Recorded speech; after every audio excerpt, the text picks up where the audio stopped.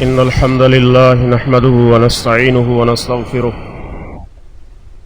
ونعوذ بالله من شرور أنفسنا ومن سيئات أعمالنا.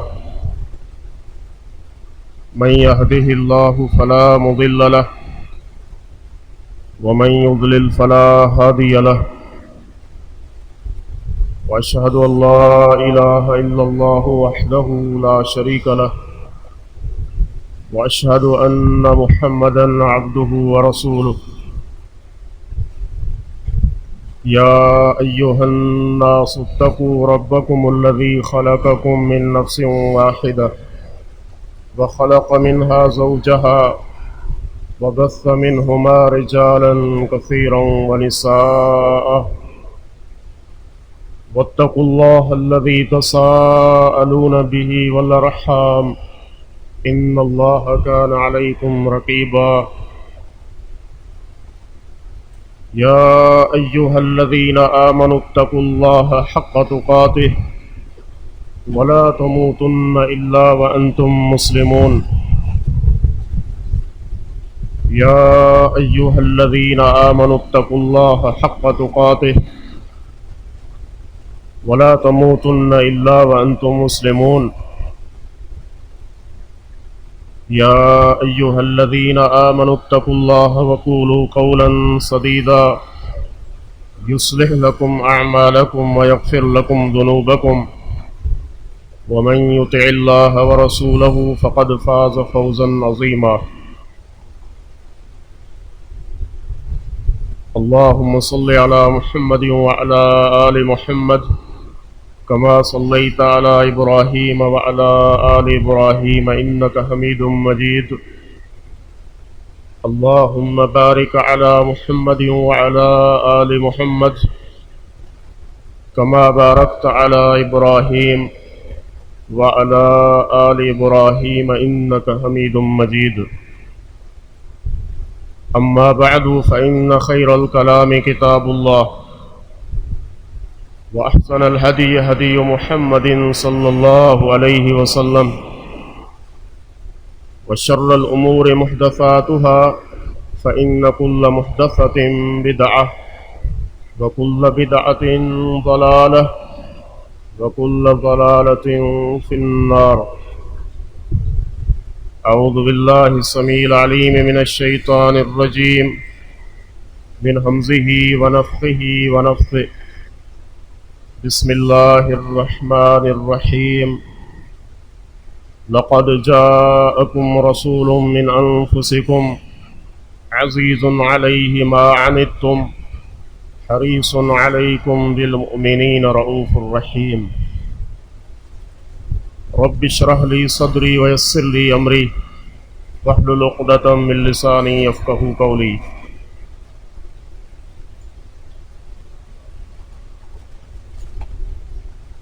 جامع ترمذی اور مسند احمد میں سیدنا انس رضی اللہ تعالی عنہ سے مروی ایک حدیث ہے جس میں جناب انس رضی اللہ تعالی عنہ رسول اکرم صلی اللہ علیہ وسلم سے ایک سوال کرتے ہیں. وہ سوال کیا ہے کہ هل تشفع لی یوم القیامت یا نبی اللہ، کہ اللہ کے نبی صلی اللہ علیہ وسلم کیا آپ میری شفاعت روز قیامت کریں گے؟ شفاعت کے متعلق سیدنا انس رضی اللہ تعالی عنہ کا سوال ہے کہ کیا آپ میری شفاعت قیامت کے دن کریں گے؟ رسول اکرم صلی اللہ علیہ وسلم نے ارشاد فرمایا انا فاعل، کہ انس میں ایسا کروں گا، قیامت کے دن میں آپ کی شفاعت کروں گا۔ سیدنا انس رضی اللہ تعالی عنہ پھر پوچھتے ہیں کہ این اطلبک یوم القیامت، اللہ کے رسول صلی اللہ علیہ وسلم جب آپ کی شفاعت کی مجھے ضرورت ہوگی قیامت کے دن تو میں آپ کو کہاں تلاش کروں، میں آپ کو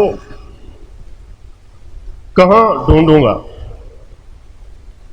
بڑا میدان ہوگا، اولین اور آخرین سب جمع ہوں گے، اور اس کے مختلف مراحل ہیں، تو میں آپ کو کہاں تلاش کروں؟ رسول اکرم صلی اللہ علیہ وسلم نے ارشاد فرمایا کہ اول ما تطلبنی فاطلبنی علی الصراط، یعنی سب سے پہلا مقام جہاں آپ مجھے تلاش کرنا اور میں وہاں آپ کو ملوں گا وہ پل صراط ہوگی۔ پل صراط کے پاس آپ مجھے دیکھنا، میں آپ کو وہاں مل جاؤں گا۔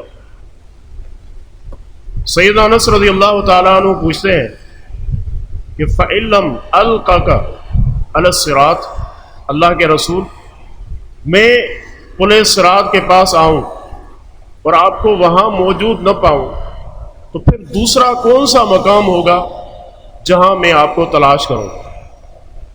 تو رسول اکرم صلی اللہ علیہ وسلم نے فرمایا کہ إِن لَّمْ أَلْقَكَ عَلَى الصِّرَاطِ فَاطْلُبْنِي عند المیزان، کہ اگر میں آپ کو پل صراط کے پاس نہ ملوں تو پھر دوسری جگہ جہاں آپ مجھے تلاش کرنا اور میں وہاں آپ کو ملوں گا وہ میزان ہوگا، جہاں اعمال تولے جائیں گے، اللہ کا نظام عدل وہاں کامیاب ہوگا، لوگوں کے اعمال تولے جا رہے ہوں گے، میں آپ کو وہاں ملوں گا۔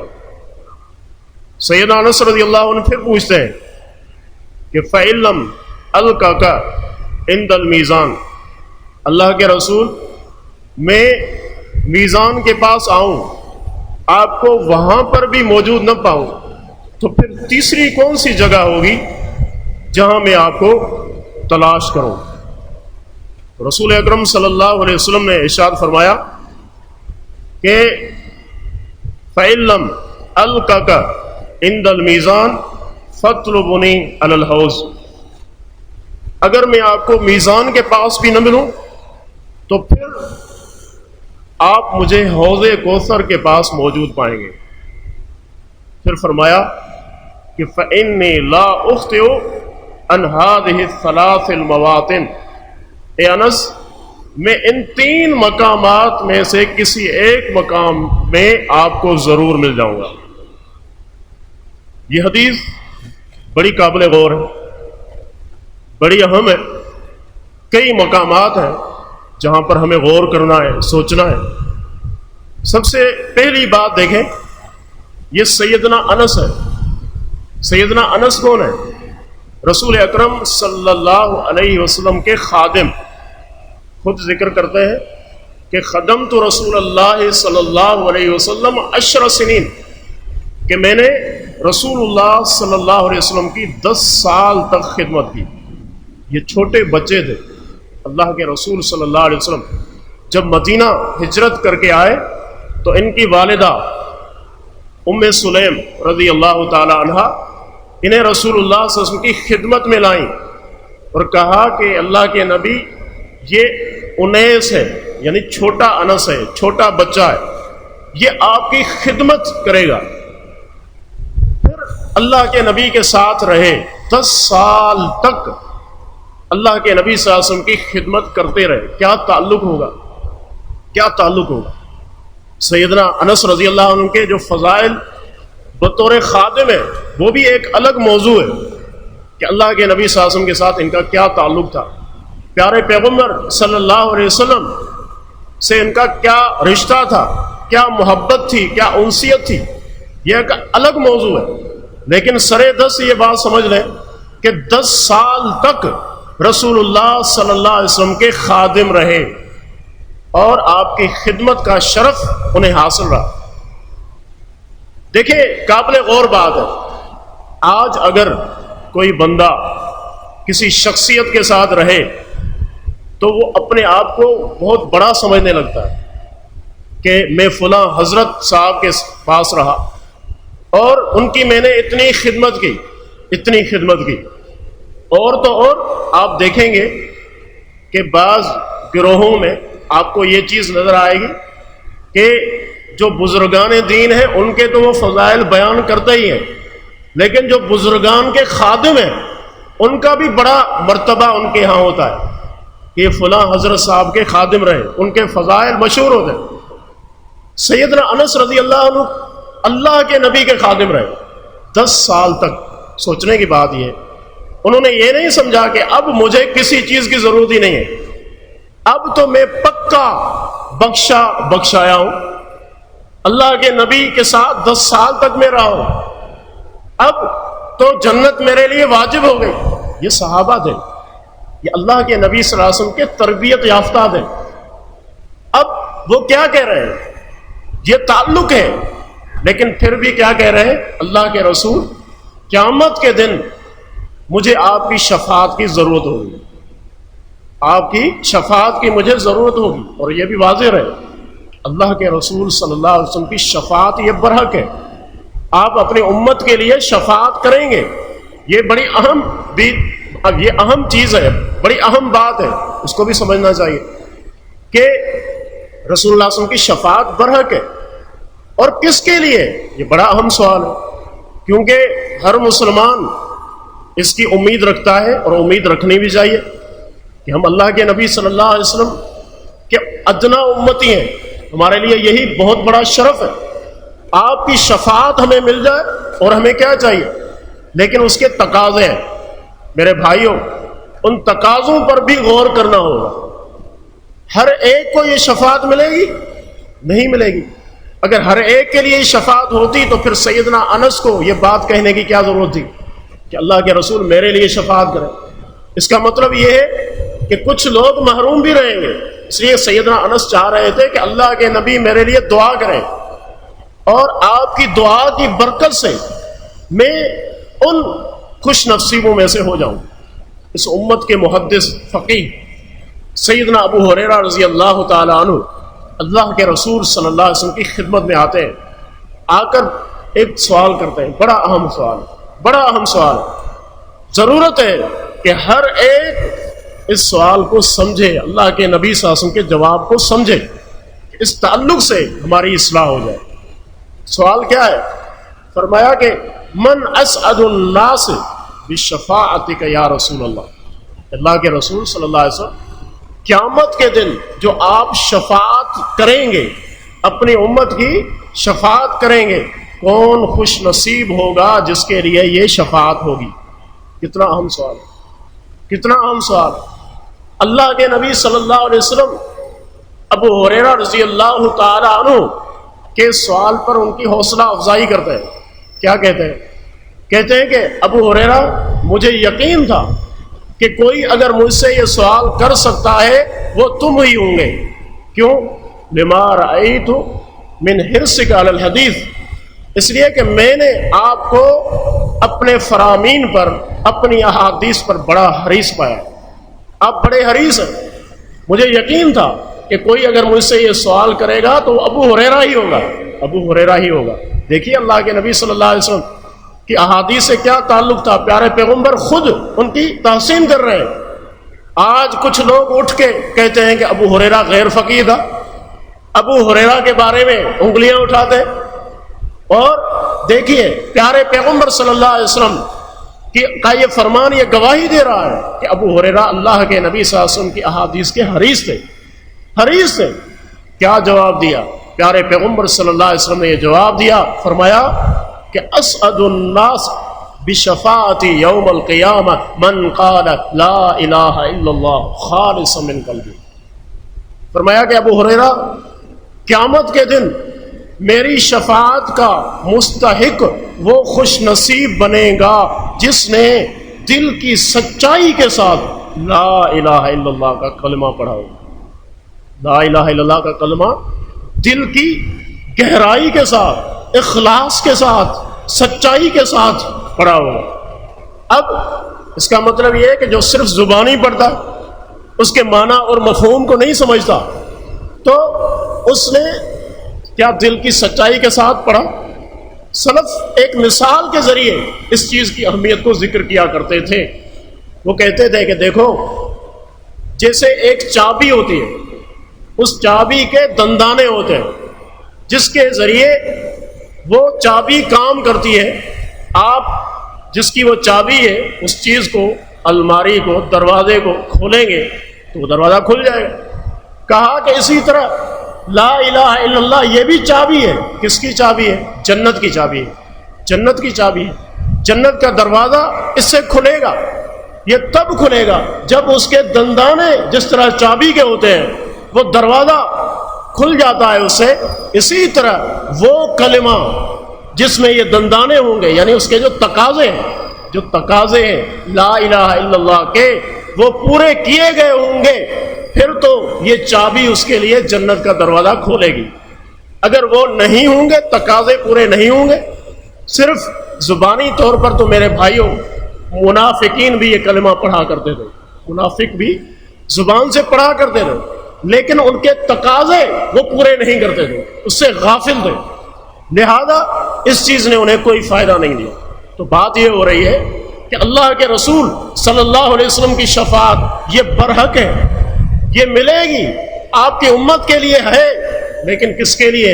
جس نے لا الہ الا اللہ کا کلمہ کہ اللہ کے سوا کوئی معبود برحق نہیں، اللہ کے سوا کوئی معبود برحق نہیں ہے، تمام عبادات اللہ کے لیے کی ہوں گی، وہی ہوگا جس کے لیے یہ چابی ہوگی، اور اللہ کے رسول صلی اللہ علیہ وسلم کی شفاعت بھی اسے نصیب ہوگی۔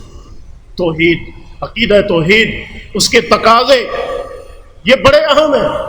ساری خوشخبریاں بلکہ پورا قرآن، جیسے امام ابن قیم رحمہ اللہ کہتے ہیں کہ پورا قرآن یہ کیا ہے؟ اس میں توحید کا ہی بیان ہے۔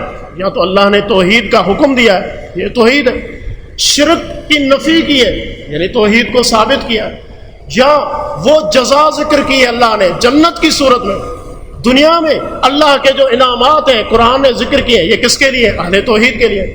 اور یا دنیا میں قومیں تہس نہس ہو گئیں، اللہ کا عذاب انہیں پہنچا، کیوں پہنچا؟ اس لیے کہ انہوں نے توحید کے تقاضے پورے نہیں کیے، انہوں نے شرک کیا۔ اور جہنم کا عذاب کس کے لیے؟ مشرکین کے لیے، ہمیشہ وہ اس میں رہیں گے، جنت ان کے لیے حرام ہے۔ سارا قرآن اسی چیز کو بیان کرتا ہے، کہتے ہیں خلاصہ قرآن کا عقیدہ توحید ہے، پورے قرآن کا خلاصہ عقیدہ توحید ہے اور شرک کی نفی ہے۔ تو بات یہ ہو رہی تھی کہ رسول اللہ صلی اللہ علیہ وسلم کی شفاعت کس کے لیے؟ اس کے لیے ہے جو اہل توحید ہوگا، جنہوں نے لا الہ الا اللہ کا کلمہ پڑھا ہوگا، اس کے تقاضے پورے کیے ہوں گے، ہر طرح کے شرک سے اپنے آپ کو بچایا ہوگا۔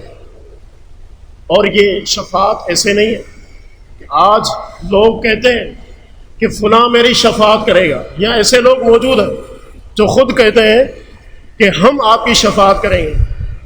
کیا اللہ کے ہاں شفاعت کا ایسا تصور ہے؟ قطعاً نہیں، قطعاً نہیں ہے۔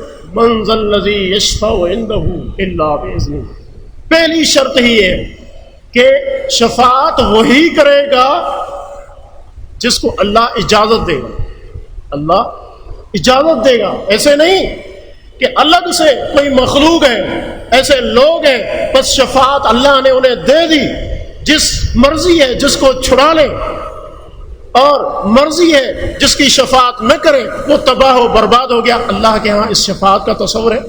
قطعاً نہیں، قطعاً نہیں۔ بلکہ شیخ الاسلام ابن تیمیہ رحمہ اللہ ذکر کرتے ہیں کہ اللہ کے رسول صلی اللہ علیہ وسلم جو شفاعت کریں گے، آپ کی شفاعت کیسی ہوگی؟ سب سے پہلی بات یہ ہے کہ اللہ کے نبی کی شفاعت برحق ہے، برحق ہے، لیکن اللہ کا مقام، شان رب اتنا عظیم ہے کہ ڈائریکٹ اللہ کے نبی بھی شفاعت نہیں کریں گے۔ کیسے کریں گے؟ کتب احادیث اٹھائیں، صحیح بخاری دیگر احادیث میں تفصیل موجود ہے. فرمایا کہ میں کیا کروں گا؟ میں سجدہ کروں گا. ابتدا میں سجدے میں گر جاؤں گا اللہ کے سامنے، سجدہ، طویل سجدہ. فرمایا کہ وہ اللہ کی میں تعریفات کروں گا، اللہ مجھے اس وقت القاء کرے گا جو آج مجھے پتہ نہیں ہے. میں اللہ کی وہ تعریف کروں گا اس سجدے میں. سجدہ ہے. اس کے بعد پھر دیکھیں سل تو ارفع راسک، کہ ہمارے حبیب اپنا سر اٹھائیے. سل تو آپ سوال کریں آپ کو دیا جائے گا. وشفا تو شفا، آپ شفاعت کریں آپ کی شفاعت کو قبول کیا جائے. یہ ہے اللہ کے ہاں شفاعت جو ثابت ہے. امام الانبیاء کی شفاعت وہ بھی ڈائریکٹ نہیں کریں گے بلکہ سجدہ کریں گے، سجدہ کریں گے، اللہ کی تعریف کریں گے. پھر اللہ کی طرف سے اذن آئے گا، اجازت ہوگی، اور پھر اللہ کے نبی فرماتے ہیں فَيُحَدُّ لِي حَدًّا، اللہ میرے لیے ایک حد مقرر کرے گا. اللہ کے نبی کی شفاعت اس کی بھی حد ہوگی، اس سے بڑھ کر نہیں ہوگی. اللہ آپ کے لیے بھی حد مقرر کرے گا.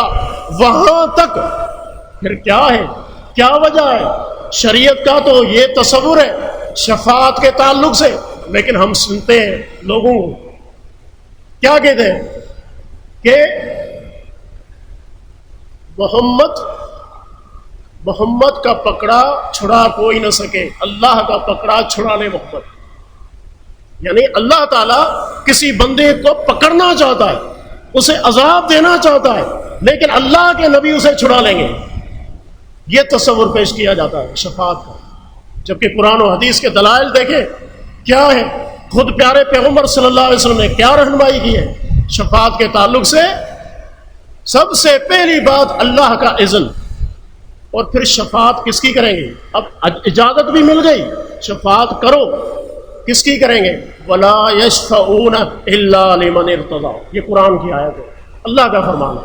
فرمایا کہ اسی کی شفاعت کر سکیں گے جس سے اللہ راضی ہوگا. اللہ راضی ہوگا، باقی یہ نہیں کہ اللہ جس سے ناراض ہے. اور اللہ کس سے راضی ہوگا؟ اہل توحید سے. اہل توحید سے. اللہ کا غصہ، اللہ کا غضب کن پر ہوگا؟ اہل شرک پر، مشرکین پر. شرک اگر ہے ایسے سے ولا یرضا بعبادہ الکفر، فرمایا کہ اللہ بندوں سے کفر سے راضی نہیں ہوتا کہ بندے کفر کریں، شرک کریں اور اللہ ان سے راضی ہو. اور شفاعت کس کے لیے ہوگی؟ جس سے اللہ راضی ہو. مشرک سے، کافر سے اللہ کبھی راضی نہیں ہوتا. تو یہ بھی سمجھ لیں، یہ ہے شفاعت کے تعلق سے وہ نظریہ، وہ فکر جو شریعت نے ہمیں دی ہے، اور دوسری وہ فکر ہے جو ہمارے معاشرے میں. ان دونوں کا موازنہ کیجئے، تقابل کیجئے، تو آپ کو پتہ چلے گا کہ ہم شفاعت کے تعلق سے کتنی غلط فہمیوں میں مبتلا ہیں. والعیاذ باللہ. آگے حدیث کی طرف آتے ہیں تو سیدنا انس رضی اللہ عنہ نے کہا اللہ کے رسول آپ میری شفاعت کریں. اللہ کے نبی نے فرمایا کہ میں آپ کی شفاعت کروں گا. اس کے بعد سیدنا انس رضی اللہ تعالی عنہ نے پوچھا اللہ کے رسول میں آپ کو کہاں تلاش کروں، آپ مجھے کہاں ملیں گے؟ جب میں آپ کی شفاعت کے لیے آؤں تو آپ کے پاس کہاں پر آؤں؟ تو پیارے پیغمبر صلی اللہ علیہ وسلم نے اپنے اس فرمان میں 3 مقام ذکر کیے، 3 جگہ ذکر کی جن کے بارے میں فرمایا کہ انس میں آپ کو وہاں ملوں گا. یہاں علماء یہ اہم نقطہ ذکر کرتے ہیں کہ اللہ کے رسول اپنے امت کے خیر کے کتنے حریص ہیں، کتنے حریص ہیں. اور یہ بھی یاد رکھیں کہ اللہ کے نبی سے بڑھ کر مخلوق میں ہمارا کوئی خیر خواہ نہیں ہے. اللہ کے نبی سے بڑھ کر ہمارے خیر کے لیے کوئی حریص نہیں ہے. یہ نقطہ اگر سمجھ آ جائے تو پورا دین انسان کو سمجھ میں آ جائے.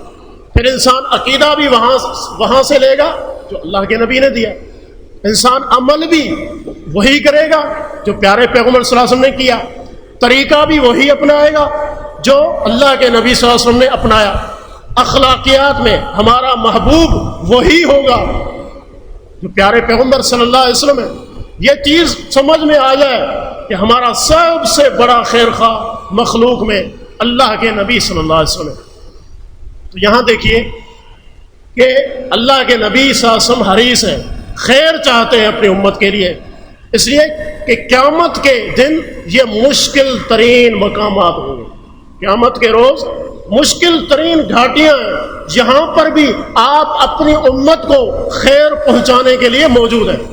یہ اللہ کے نبی صلی اللہ علیہ وسلم کا حرص ہے اپنی امت پر. اور دنیا میں دیکھیں، راتوں کو اٹھ کے روتے تھے اور اللہم امتی، اے اللہ میری امت، اے اللہ میری امت. اور قیامت کے دن جب شفاعت کریں گے اس دن بھی کیا ہوگا؟ اے اللہ میری امت. کس قدر اپنی امت سے محبت کرتا ہے. قرآن کریم نے فرمایا لَقَدْ جَاءَكُمْ رَسُولٌ مِّنْ أَنفُسِكُمْ، ایک رسول جو خود تم میں سے بشر ہے، انسان ہے، تم میں سے، تمہاری جنس میں سے، اس کو اللہ نے بھیج دیا، وہ تمہارے پاس آ چکا. حریص علیکم، لقد جاءکم رسول من انفسکم عزیز علیہ ما عنتم. فرمایا کہ وہ چیز جو تمہیں تکلیف دیتی ہے اس نبی کو بھی تکلیف دیتی ہے. امت کو جو چیز پریشان کرتی ہے اس نبی کو بھی پریشان کرتی ہے. یہ حرص ہے، یہ محبت ہے.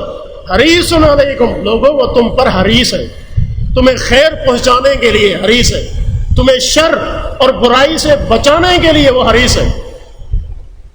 رؤوف الرحیم، بڑا شفقت کرنے والا، بڑا یہ رحم کرنے والا، یہ اس کی صفت ہے. یہ اللہ نے ذکر کی. تو اس خیر خواہی کا تقاضا ہے کہ ان مشکل ترین گھاٹیوں میں اللہ کے نبی اپنی امت کے ساتھ ہوں گے. پہلی چیز اختصار کے ساتھ ذکر کرتا چلو، سیدنا انس رضی اللہ عنہ کو آپ نے جواب دیا کہ سب سے پہلے آپ مجھے تلاش کرنا فَاطْلُبُنِي عَلَى الصِّرَاطِ، میں پل صراط کے پاس آپ کو ملوں گا. یہ پل صراط کیا ہے؟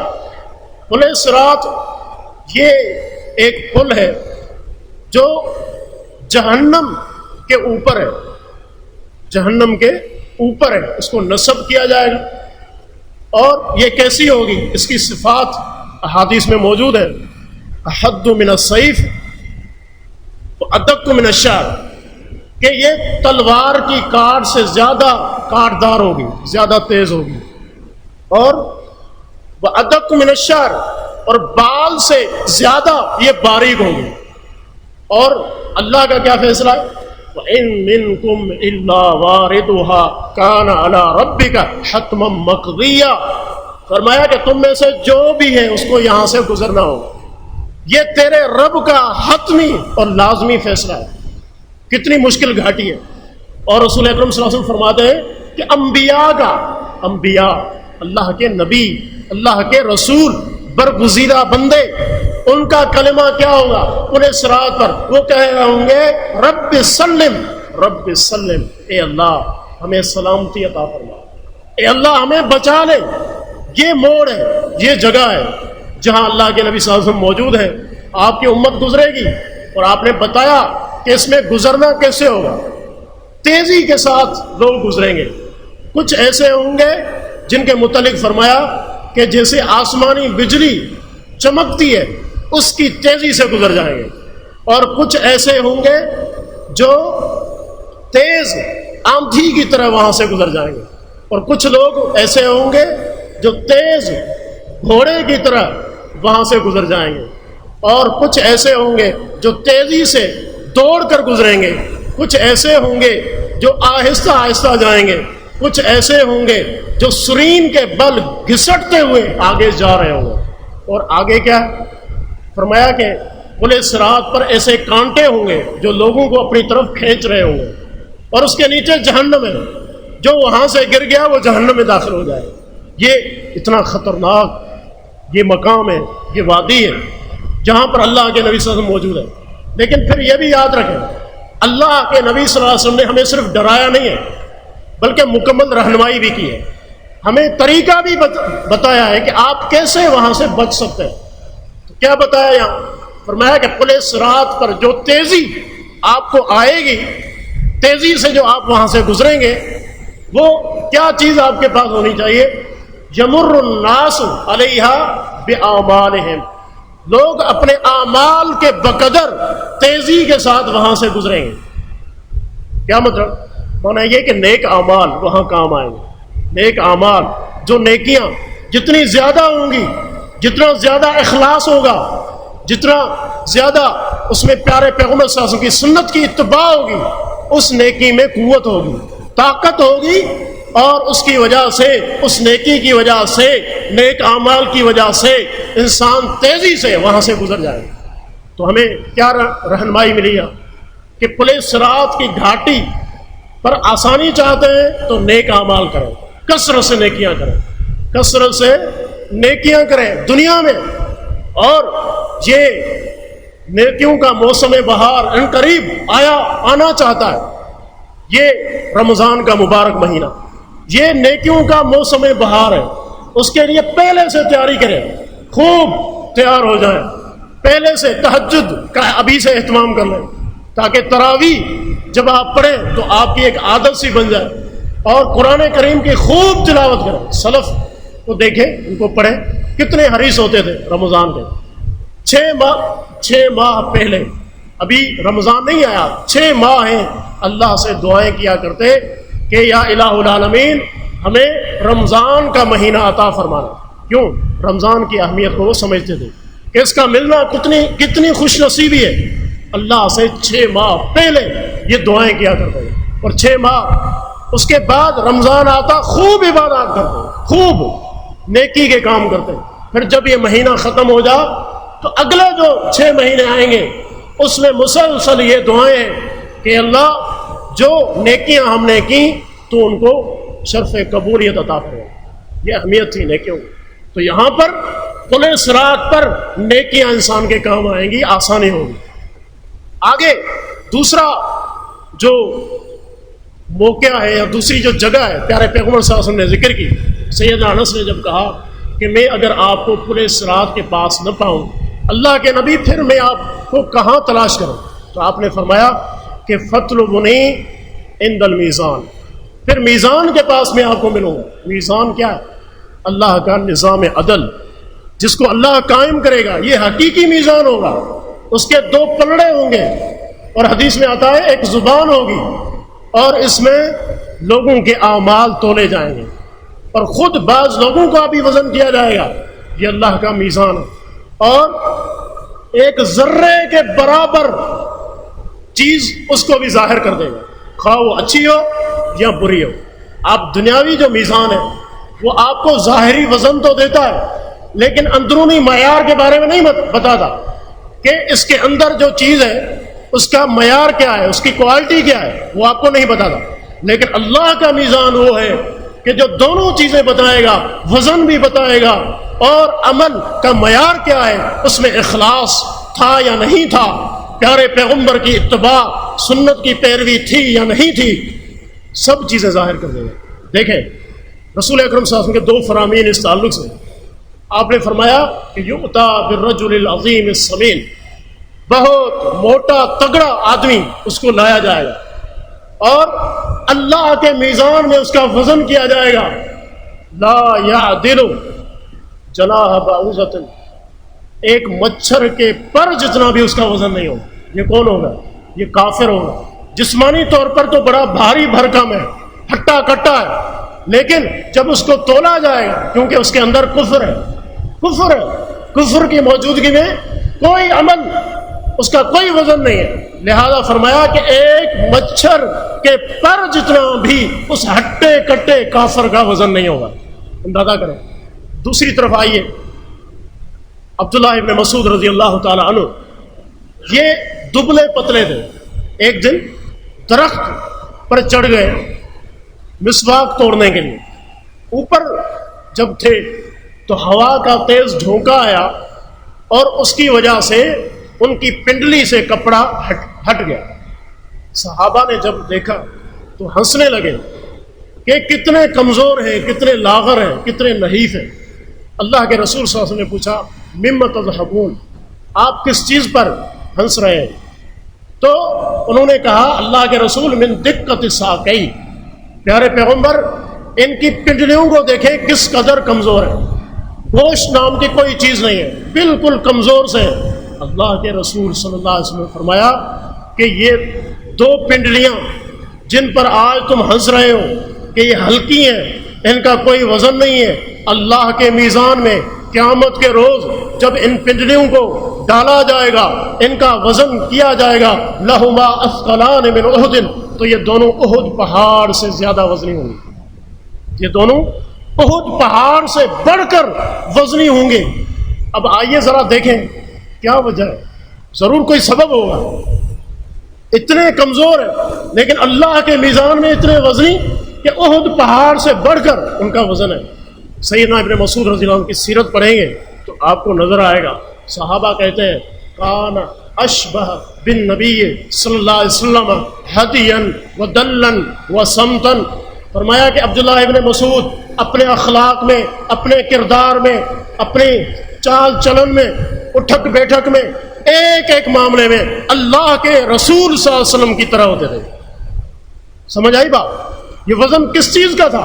پیارے پیغمبر کی اتباع، اللہ کے نبی صلی اللہ علیہ وسلم کی طرح انہوں نے عبادت کی، آپ کی طرح ان کا عقیدہ تھا، آپ کی طرح ان کا اخلاق تھا، ایک ایک چیز میں اللہ کے نبی صلی اللہ علیہ وسلم کی طرح تھے۔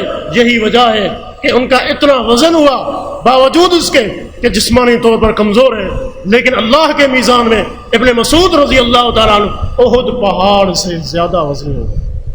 تو میرے بھائیوں، ہمیں سوچنا ہوگا، غور کرنا ہوگا، آج اللہ کے نبی کی اتباع میں ہم کہاں ہیں؟ سوچیں، غور کریں، کہیں ایسا تو نہیں ہے کہ اللہ کے نبی کا حق اتباع ہم دوسروں کو دے رہے ہیں؟ جو اللہ کے نبی سے محبت ہونی چاہیے دوسروں سے کر رہے ہیں، اللہ کے نبی صلی اللہ علیہ وسلم سے دین نہیں لیتے، ہم نے اپنے مقتدا، اپنے پیشوا بنا رکھے، ایک ایک چیز میں ہم نے اپنے اپنے جو لوگ ہیں انہیں رکھا ہوا ہے، اللہ کے نبی صلی اللہ علیہ وسلم کو چھوڑ کے انہیں ہم اہمیت دیتے ہیں۔ تو یہ بڑا پریشان کن یہ معاملہ ہے۔ نظر ثانی کیجئے، دیکھیے اللہ کے نبی کا یہ مقام ہے، پیارے پیغمبر صلی اللہ علیہ وسلم کا یہ مرتبہ ہے کہ پورا دین آپ سے لیا جائے، عبادات کا طریقہ آپ کا ہونا چاہیے، عقیدہ اللہ کے نبی صلی اللہ علیہ وسلم کا ہونا چاہیے، اخلاقیات میں اللہ کے نبی کی طرح ہوں، یہ ہے کامیابی۔ اس طریقے سے ہمیں ہونا چاہیے، ایک مسلمان کو اسی طرح ہونا چاہیے۔ آگے بڑھیں، اور پھر کچھ اعمال ہیں ان کی طرف بھی ہمیں شریعت نے بتایا، جیسے اچھا اخلاق۔ آج حقیقت یہ ہے کہ ہم لوگ، کچھ لوگ جو عبادات میں اچھے ہوتے ہیں، اخلاقیات میں وہ بہت پیچھے ہوتے ہیں۔ آپ دیکھیں ان کی زبان اور ان کی گفتگو کا انداز دیکھیں، اخلاق میں بالکل گرے ہوئے ہوں گے، اور گھر والے ان کی بدخلقی سے پریشان ہوتے ہیں کہ کیا ان کی زبان ہے، یہ اتنے بڑے حاجی صاحب ہیں، نمازی ہیں، تہجد پڑھتے ہیں، لیکن اخلاق ولیعوذ باللہ، یہ لمحہ فکریہ۔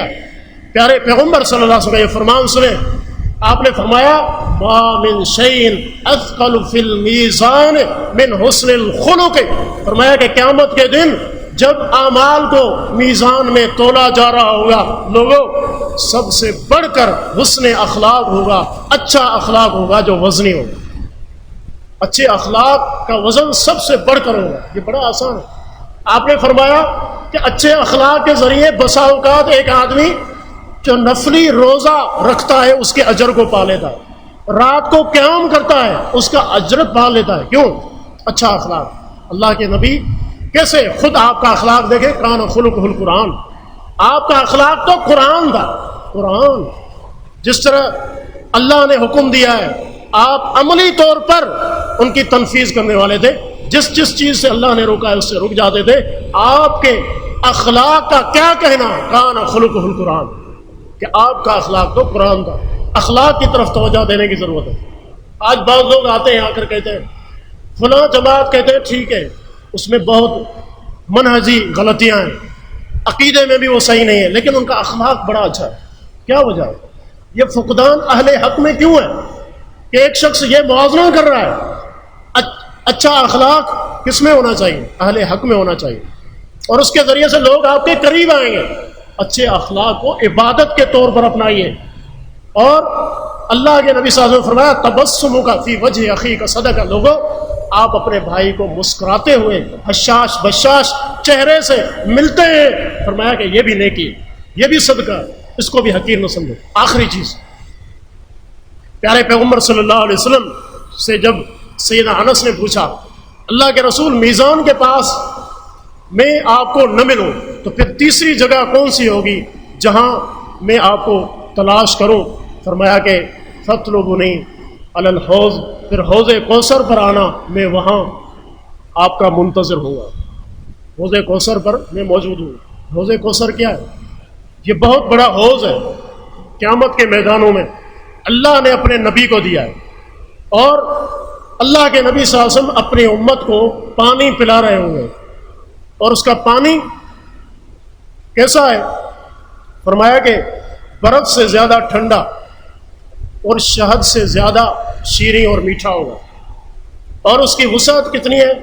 مختلف روایات ہیں، کہیں یہ ہے کہ آپ نے مختلف علاقوں کے نام لیے، جیسے مدینہ سے صنعا، کبھی عراق کے کسی شہر کا نام لیا، اور کبھی آپ نے کہا کہ آسمان و زمین کے درمیان جو خلا ہے۔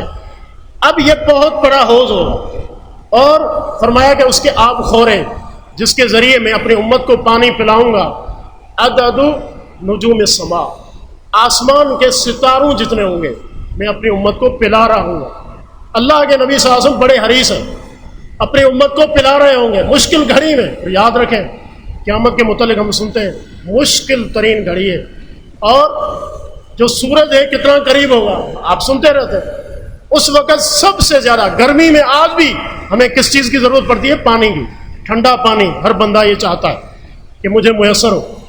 اب وہاں پر یہی پانی ہوگا۔ اللہ کے نبی صلی اللہ علیہ وسلم منتظر ہیں، حریص ہیں، اپنی امت کو پلا رہے ہیں۔ کیا ہر ایک کو یہ پانی ملے گا؟ یقیناً ہر ایک کی خواہش ہوگی۔ اللہ کے نبی بھی چاہ رہے ہیں میری امت کے سارے لوگ آئیں پئیں، لیکن فرمایا صحیح مسلم کی روایت ہے کچھ لوگ میری طرف بڑھ رہے ہوں گے اور میں پہچان لوں گا انہم من امتی، کہ یہ لوگ میری امت میں سے، میری امت میں سے۔ اللہ کے نبی کیسے پہچانیں گے؟ اس سے آپ نے فرمایا کہ میری امت کو اللہ نے ممیز کیا ہے کہ ان کے اعضائے وضو چمک رہے ہوں گے، انہوں نے نمازیں پڑھی ہوں گی، اس کی وجہ سے ان کے اعضائے وضو چمک رہے ہوں گے، میں پہچان جاؤں گا کہ یہ میری امت میں سے ہیں، آگے آنا چاہ رہے ہیں۔ یحال بینی و بینہم، میرے اور ان کے درمیان دیوار حائل ہو جائے گی اور مجھے ان سے دور کر دیا گیا ہوگا۔ میں کہوں گا ان کو چھوڑیں، ان کو آنے دیں، یہ تو میری امت کے لوگ ہیں، میں ان کو پانی پلاؤں۔ فرشتے کیا جواب دیں گے؟ انک لا تدری ما احدثوا بعدک، اللہ کے نبی آپ کو نہیں پتا، آپ تو روشن واضح دین دے کر آ گئے ان کو، انہوں نے کیا کیا؟ آپ کے آنے کے بعد دین میں بدعات کو داخل کر دیا اور دین کا حلیہ انہوں نے بگاڑ کے رکھ دیا۔ اپنے اعمال، اپنے طریقے، عبادات میں بھی، معاملات میں بھی، ایک ایک چیز میں بدعات کو انہوں نے جگہ دی۔ تیری سنتوں کی انہوں نے ناقدری کی، ان کو کوئی حیثیت نہیں دی۔ اللہ کے نبی جو پہلے ان کے لیے جھگڑ رہے تھے، حریص تھے، کیا فرما رہے ہیں جب یہ جملہ سنیں گے؟ فرمایا کہ سحقن سحقن لمن غیر بعدی، ان بدبختوں کو مجھ سے دور کر دو، انہوں نے میرے دین کو بدل دیا تھا۔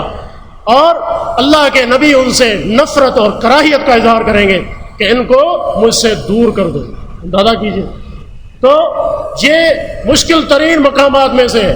حوض کوثر ہم سب کی ضرورت ہے، لیکن یہاں پر بھی جو بدعتی ہیں، جنہوں نے دین کو تقسیم کر دیا، نئے نئے طریقے دین میں رائج کر دیے، اللہ کے نبی صلی اللہ علیہ وسلم ایسے لوگوں سے نفرت کا اظہار کریں گے اور کہیں گے کہ ان کو مجھ سے دور کر دیا جائے۔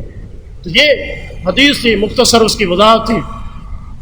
تو خلاصہ گفتگو کا یہ ہے کہ اللہ کے نبی صلی اللہ علیہ وسلم کی شفاعت یہ برحق ہے، ہم سب کی ایک امید ہے کہ اللہ ہم گناہگاروں کو پیارے پیغمبر صلی اللہ علیہ وسلم کی شفاعت عطا فرمائے۔ یہ ہمیں اللہ سے دعا بھی کرنی چاہیے، اللہ سے مانگے کہ اللہ میرے لیے اپنے نبی کی جو شفاعت ہے وہ مجھے اس کا مستحق بنا دے۔ اللہ سے مانگے، اللہ سے، اللہ کے نبی سے نہ، کسی اور سے نہیں، اللہ سے مانگے، اس کو اپنی دعاؤں میں جگہ دیں۔ ہم سب کی ضرورت ہے، یہ برحق ہے، لیکن اللہ کا اذن ہونا ضروری ہے۔ اور اللہ رب العزت جس سے راضی ہوگا اسی کے لیے یہ شفاعت ہوگی. یہ تصور ہے اسلامی تصور شفاعت کا، اس کو بھی اپنے ذہن میں رکھیں. اس کے بعد 3 مقامات ہمیں معلوم ہوئے جو قیامت کے مشکل ترین مقامات ہیں، اور وہاں پر اللہ کے نبی صلی اللہ علیہ وسلم موجود ہوں گے. سب سے پہلا مقام پل صراط ہے. پل صراط مشکل مقام ہے، لیکن اس کے لیے شریعت نے ہمیں یہ بتایا کہ خوب نیک اعمال کریں، بلکہ یہ ذہن میں رکھ کے نیک عمل کریں. یا اللہ پل صراط کی سختیوں میں یہ نیک عمل میرے کام آئے، اس طرح نیکیاں کریں اور یہ اعمال کریں، خوب کریں. میں نے کہا کہ اس کا ایک مظہر نیکیوں کا موسم بہار رمضان جو ان قریب آ رہا ہے، اس کو غنیمت جانیں. خوب اللہ سے دعائیں کریں، نیک اعمال کریں، تلاوت کریں، صدقات کریں، تراویح کا اہتمام کریں، نفلی عبادات کریں، اور خود اپنے لیے زیادہ راہ آخرت کے لیے جمع کریں. اور اسی طریقے سے میزان ہے، یہ بھی مشکل گھڑی ہے، اس میں بھی ہم نے ایک عمل ذکر کیا، ایک حسن خلق، اچھا اخلاق اپنائیں. اچھا اخلاق اپنائیں، یہ سوچتے ہو کہ یا اللہ میرے میزان کو بھر دینا میرے اچھے اخلاق سے. پیارے پیغمبر دعائیں مانگا کرتے تھے اچھے اخلاق کی، ان دعاؤں کو پڑھیں، اچھے اخلاق کو اپنائیں. تیسری اور آخری چیز جو ہمیں معلوم ہوئی وہ یہ کہ حوض کوثر یہ بھی ایک بہت بڑی اللہ کی نعمت ہے، اور ہر مسلمان چاہتا بھی ہے اس کے لیے اللہ کے نبی صلی اللہ علیہ وسلم کی سنت سے تمسک اختیار کریں، بدعات سے کلی طور پر اپنا دامن بچائیں، اور دین ویسے ہی جیسے اللہ نے اتارا، اللہ کے نبی صلی اللہ علیہ وسلم نے پیش کیا، صحابہ نے اس پر عمل کیا، اسی طریقے سے عمل کریں. اسی میں عافیت ہے، اور اسی سے حوض کوثر کا پانی ہمیں ملے گا، اللہ کے نبی کی محبت بھی ملے گی. ورنہ بدعات کے تعلق سے ہم نے دیکھ لیا کہ اللہ کے نبی بدعتوں سے اعلان برات کر کے ان سے نفرت کا اظہار کریں گے. اللہ تعالیٰ سے دعا ہے کہ اللہ تعالیٰ ہم سب کو سمجھ اور عمل کی توفیق عطا فرمائے. هذا وبالله توفیق، وصلی اللہ علی نبینا محمد وعلی آلہ وصحبہ اجمعین.